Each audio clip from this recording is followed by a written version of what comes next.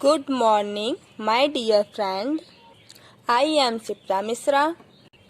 Today, I will teach you chemistry of class 9th in science. So, chapter number 4, Structure of the atom. Today's our topic, Niels Bohr atomic model. तो आज हम देखते हैं electronic configuration and valency. तो first है electron cell. Electron cell इसमें के, L, M और एन सेल होते हैं। अब यहाँ पे आया 2n²। ये जो n है, n की वैल्यू एक बार हम 1 पुट करेंगे, फिर 2, फिर 3, फिर 4 ऐसे से पुट करते जाएंगे तो वो सेल आता रहेगा। Where n equal to shell number 2। देखो अब थर्ड में है मैक्सिमम कैपेसिटी। अब यहाँ पे ये ऑर्बिटल है, इसमें हम कितना इलेक्ट्रॉन फिलअप कर सकते हैं उसको यहाँ पर हम देखेंगे। जैसे के सेल में हम 2 इलेक्ट्रॉन को फिलअप कर सकते हैं, एल सेल में हम 8 इलेक्ट्रॉन को फिलअप कर सकते हैं, एम सेल में हम 18 इलेक्ट्रॉन्स को फिलअप कर सकते हैं, मीन्स भर सकते हैं। एन सेल में हम 32 इलेक्ट्रॉन्स को फिलअप कर सकते हैं। अब देखो यहाँ पे 2 है, यहाँ पर n² है, यहाँ 2 है इंटू एक बार हम n की वैल्यू 1 रखेंगे, तब आया 2 इलेक्ट्रॉन। के सेल में बस 2 इलेक्ट्रॉन हम फिलअप कर सकते हैं, उससे ज़्यादा हम नहीं फिलअप कर सकते। यल सेल, यल में क्या होगा, n की वैल्यू जब हम 2 पुट करेंगे तो यहाँ 2 इंटू 2 का स्क्वायर करेंगे 4 आएगा, 4 into 2 is equal to 8 electrons यहाँ पे आएंगे। अब यहाँ पे है यम सेल। यम सेल है, यम सेल में कितना इलेक्ट्रॉन को हम भर सकते हैं, यहाँ पे 2 है, यहाँ हम 2 लिखेंगे, 2 इंटू अब n की वैल्यू जो है हम 3 रखेंगे, n की वैल्यू जब हम यहाँ पे 3 रखेंगे तो यहाँ हम 3 का स्क्वायर करेंगे 9 आएगा, 9 इंटू 2 18 इलेक्ट्रॉन्स आ गए। अब n सेल में क्या होगा, 2 इंटू n की वैल्यू जब हम 4 रखेंगे तब ये 4 का स्क्वायर करेंगे 16 आएगा, 16 इंटू 2 करेंगे तो 32 इलेक्ट्रॉन्स आएंगे। तो ये देखो के सेल में 2 इलेक्ट्रॉन भर सकते हैं, 2 से कम हो सकता है बट 2 से ज़्यादा नहीं हो सकता। यल सेल है, यल सेल में हम क्या करेंगे, 8 इलेक्ट्रॉन को फिलअप कर सकते हैं, 8 इलेक्ट्रॉन तक हम फिलअप कर सकते हैं। जैसे 1 2 3 4 5 6 7 8, 8 से कम रहेगा चलेगा बट 8 से ज़्यादा नहीं होना चाहिए। यम सेल में भी हम वही करेंगे, 18 इलेक्ट्रॉन को फिलअप कर सकते हैं, 18 के अंदर तक 18 भी फिलअप करेंगे बट 19 नहीं करेंगे। यन सेल में हम लोग को कहाँ तक पूछता है एग्जाम में, 18 इलेक्ट्रॉन तक ही पूछता है फिलअप करने के लिए, यम सेल तक ज़्यादा पूछता है। अब एक टॉपिक आता है, the outermost shell of an atom cannot accommodate more than 8 electrons even if it has a capacity to accommodate more electrons. This is a very important rule and is also called a octet rule. देखो जो outer most shell है उसमें हम 8 electron से ज़्यादा नहीं fill up कर सकते, जैसे यहाँ पर है 8 इलेक्ट्रॉन से हम ज़्यादा फिलअप नहीं कर सकते क्योंकि इसकी कैपेसिटी जो है वो बस 8 इलेक्ट्रॉन तक ही है, मोर देन 8 इलेक्ट्रॉन। अगर यहाँ पर 8 इलेक्ट्रॉन है, देखो फिर जो ऑक्टेट है, जैसे ऑक्टेट नहीं, जो 8 इलेक्ट्रॉन हम फिलअप करेंगे सेल में उसको हम बोल सकते हैं कि यह ऑक्टेट रूल है। अब सेकेंड है, the presence of 8 electron in the outermost shell make the atom very stable.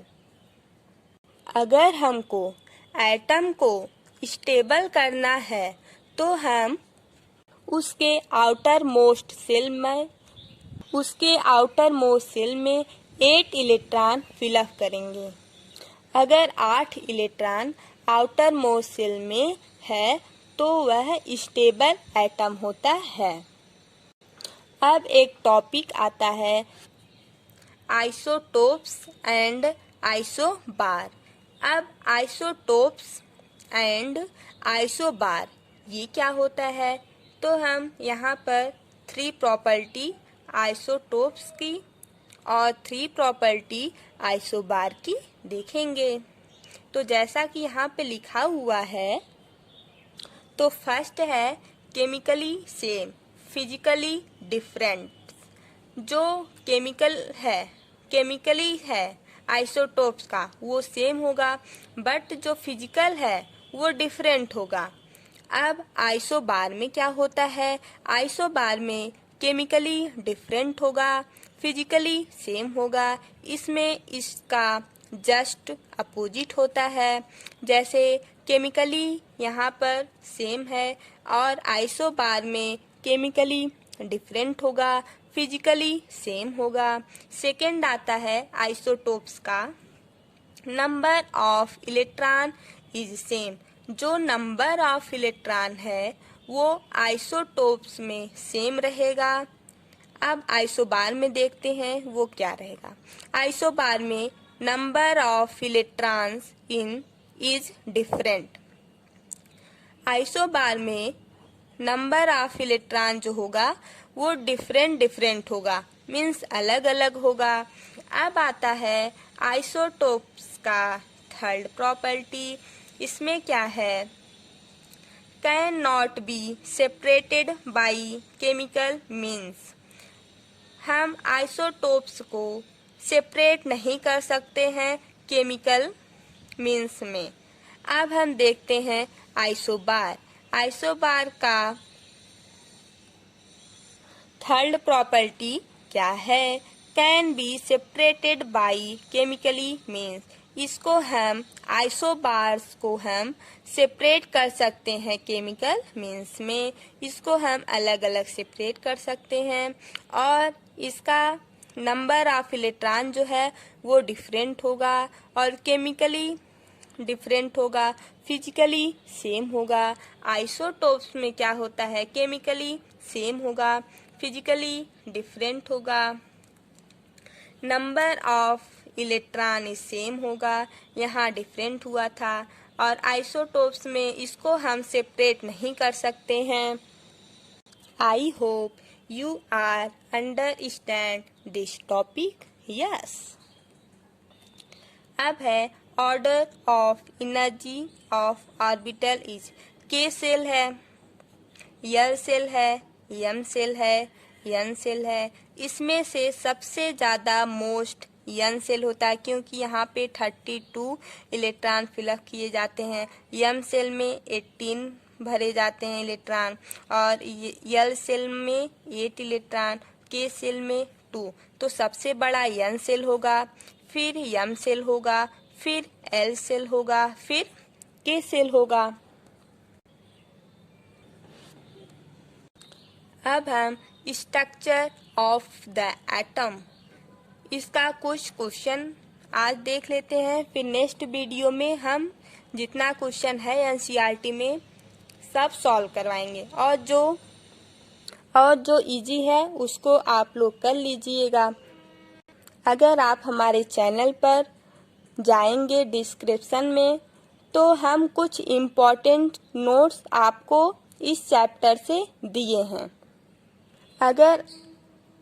अगर आपको क्वेश्चन आंसर का भी पीडीएफ चाहिए तो आप कमेंट बॉक्स में कमेंट कर दीजिए, हम आपको पीडीएफ दे देंगे। क्योंकि केमिस्ट्री जो होता है ना वो बस एनसीईआरटी से ही आता है, एनसीईआरटी के बाहर एक भी क्वेश्चन नहीं आता है। बस थोड़ा सा क्वेश्चन का मॉडल चेंज रहता है। इस क्वेश्चन का मॉडल चेंज होने की वजह से हमको लगता है ये जो है अलग क्वेश्चन है, बट उसका आंसर सेम रहता है। अब क्वेश्चन है what are canal rays. Canal rays क्या होती हैं? तो canal rays are positively charge radiation that can pass through perforate cathode plate. Their rays consist of positively charged particles is known as a proton. अब यहाँ पर canal रे वह होता है जो पॉजिटिव चार्ज रेडिएशन शो करता है। ये जो कैनाल रे है वो पॉजिटिव चार्ज शो करता है, और ये जो होता है जो परफोरेट कैथोड प्लेट है वहाँ से पास होता है।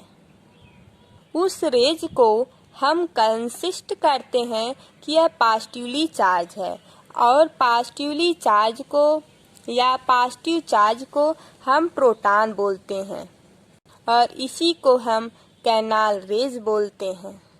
अब क्वेश्चन नंबर 2 है, if an atom contain 1 electron and 1 proton will it carry any charge or not. अब इसमें हमको बताना है 1 इलेक्ट्रॉन एक एटम लिया गया है, उसमें 1 इलेक्ट्रॉन है और 1 प्रोटॉन है, तो वह कौन सा चार्ज कैरी करेगा या नहीं करेगा? तो इसका आंसर है, तो हम देखते हैं, an electron is a negatively charged particles whereas a proton is a positively charged particles. The magnitude of these charge is equal. Therefore, an atom containing 1 electron and 1 proton will not carry any charge. Thus, it will be a neutral atom. देखो, मेरा कहने का मतलब यह है कि जैसे electron होता है उस पे निगेटिव चार्ज आता है, ठीक है। प्रोटॉन है, प्रोटॉन पर पॉजिटिव चार्ज होता है। जब हम इलेक्ट्रॉन को लेंगे और प्रोटॉन को लेंगे, इन दोनों का मैग्नीट्यूड को जब हम इक्वल करेंगे, इनके चार्ज के मैग्नीट्यूड को जब हम इक्वल करेंगे, तो वन एटम और 1 इलेक्ट्रॉन एंड 1 प्रोटॉन के मैग्नीट्यूड के चार्ज को, एक बार फिर से सुनो, जब हम 1 इलेक्ट्रॉन एंड 1 प्रोटॉन के मैग्नीट्यूड के चार्ज को इक्वल करेंगे, तो वह क्या हो जाएगा? न्यूट्रल हो जाएगा। न्यूट्रल मीन्स उसके ऊपर कोई चार्ज नहीं रहेगा। जब कोई चीज न्यूट्रल होती है तो उसका सीन्स यह निकलता है कि उसके ऊपर नो चार्ज, कोई चार्ज नहीं होगा, तब वह न्यूट्रल होगा। और वह तभी न्यूट्रल होगा जब हम जितना इलेक्ट्रॉन लेंगे और उतना ही प्रोटॉन के चार्ज को लेंगे, दोनों का चार्ज जब इक्वल होगा तभी वह न्यूट्रल होगा। ठीक, समझ में आया? Thank you. अगर हमारा वीडियो आपको अच्छा लगे तो लाइक, शेयर एंड सब्सक्राइब कीजिए। अगर आपको जो इस टॉपिक से रिलेटेड समझ में ना आया हो, आप उसको कमेंट बॉक्स में कमेंट कर सकते हैं, या आपको जो टॉपिक चाहिए अगर वो समझ में ना आया हो, आप कमेंट बॉक्स में डालिए, वो नेक्स्ट डे हम उसको डालने की कोशिश करेंगे। अगर आप इस वीडियो को लास्ट तक देख रहे हो, तो अगर इसमें कुछ गलती हो तो आप उसको भी कमेंट बॉक्स में डाल सकते हैं, तो हम उसको सुधारने की कोशिश करेंगे। Thank you guys, all my dear friend, thank you so much.